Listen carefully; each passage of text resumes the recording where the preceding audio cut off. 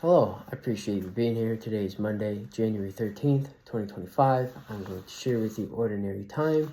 And Ordinary Time consists of the day after the baptism of the Lord, which just so happens to be yesterday, Sunday, January 12th, 2025. And Ordinary Time goes from today onwards to March 4th, which is a Tuesday, and that of March 5th, as this will mention, being Lent. And I will share some unique takeaways from last year's Lent and the preparation of Lent that lead into this year. Although last year was a leap year to that of Lent being on Valentine's Day in the middle of February, where this year, as you'll know and learn, that it is in March. So let's get to this. Tomorrow marks our emergence into a brief stretch of ordinary time until Lent starts on March 5th. The reason the Church has a liturgical year is to mark the sanctification of time. Many ancient cultures saw time as cyclical. Example, a never-ending cycle of repetition going nowhere. The Christian view of time is linear. Example, moving constantly ahead, on a line, moving towards that ultimate day when Jesus Christ will come again. The liturgical seasons and feasts reoccur year after year, but they are like a spiral staircase, going upward, not around in the same circle. At times in our lives, we may feel like we're trapped in a cycle. Example, we make resolutions, break resolutions, make resolutions, but it doesn't have to be that way. We may not be able to break out of it on our own, but the Lord helps us do what we can't do on our own. It's called God's grace.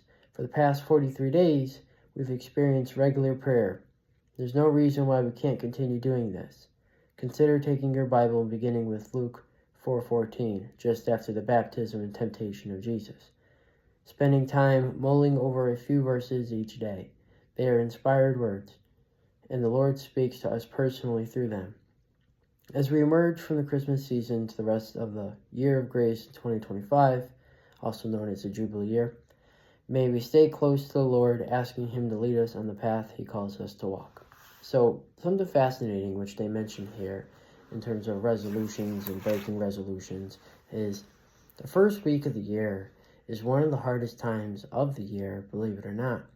And how easy it is for what seemed like a resolution, micro goals that we set for ourselves, and the possibility of not achieving the results that we wanted to within the week time frame. However, what we dismiss is the fact that the progress necessary to make when it comes to those resolutions requires some patience.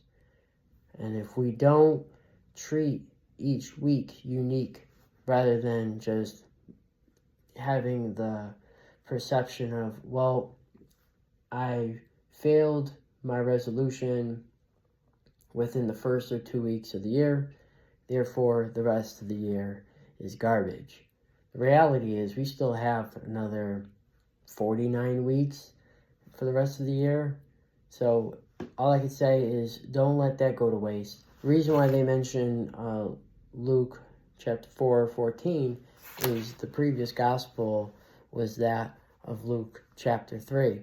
And as they mention here, the baptism of Jesus, it was the notion of John the Baptist, who was initially baptizing people, but then there was also the acknowledgement of Jesus being the ultimate one to baptize others.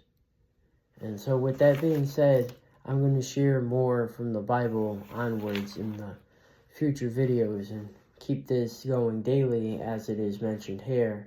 And I look forward to sharing those with you as well. So I appreciate you being here. May you keep the faith, as without it, it is easy to crumble. When we believe, we prevail. And on that note, you have a blessed day.